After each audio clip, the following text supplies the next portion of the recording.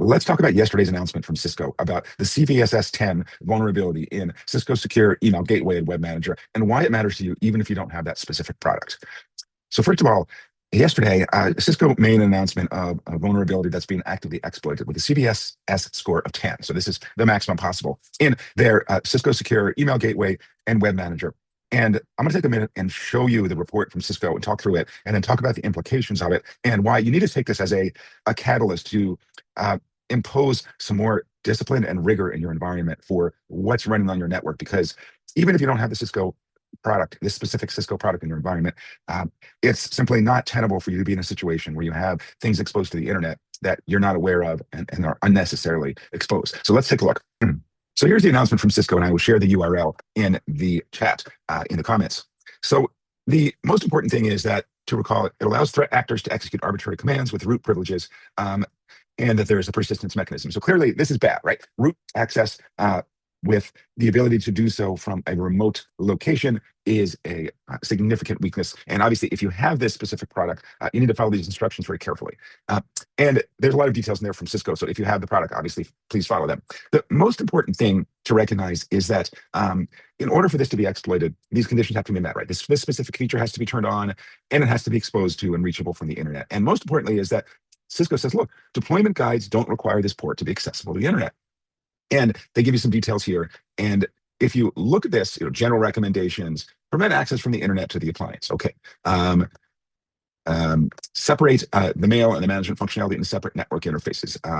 Disable network services that aren't required, including HTTP and FTP, et cetera, et cetera. So pretty standard stuff from that regard. But the takeaway there is, and look, I think there could be a little bit of blame on Cisco on this, in that I don't know the details of this product, but the implication is that maybe it's not a maximum security deployment configuration by default. If this thing doesn't really need FTP, why is it running by default? If it shouldn't support HTTP as opposed to HTTPS, why is that running maybe by default? So there are things that manufacturers, that security vendors need to do. There's some great guidance from CISA in the Secure by Design document, and guidance there to make it so that when enterprises deploy this, the happy path, the default path, is to have more security as opposed to less security.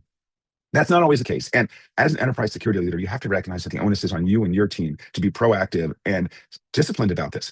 You cannot have management interfaces exposed to the internet unknowingly. You cannot and should not have unsecure services like FTP or HTTP exposed to the internet unless there is a very good reason, and number one. And number two, that there's behind some sort of protection for them, whether it's source IP address restriction or something better than that. So even if you don't have this specific product from Cisco, you need to make it a priority for your team to get an accurate inventory of every single internet-facing service that your environment, that your organization hosts.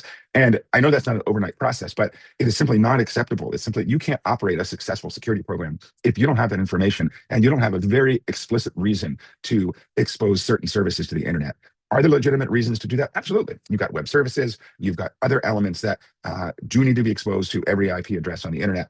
That should be a significant minority. That should be a very small percent of the services that you're actually running. And my argument is that for the vast majority of services, that's the lazy path, right? Is, oh, we don't know who's going to access it, so we're going to make it publicly accessible.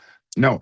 You need to have a process where, before anything gets exposed to the internet, or even if it is today, to identify very specifically who's going to be accessing this. Oh, it's our partners and it's our contractors. Okay, great. Then you know who those are. They are going to have some level of authentication, most likely, and therefore there needs to be some authorization that's also attached to their access from a network perspective. So I encourage you and urge you, in fact, to do this, because even if there's no active vulnerabilities in specific products that you have today, there will be tomorrow. And our threat landscape is such that you simply can't be successful in your security program from a defensive position if you're operating in either in the dark here or in a default allow scenario for these services. You've got to start from a zero trust default deny scenario of no one's going to get access to the service unless we know exactly who they are, why they're accessing it, and there's some level of authentication and authorization around that. That's our guidance for today. Thank you, and be safe.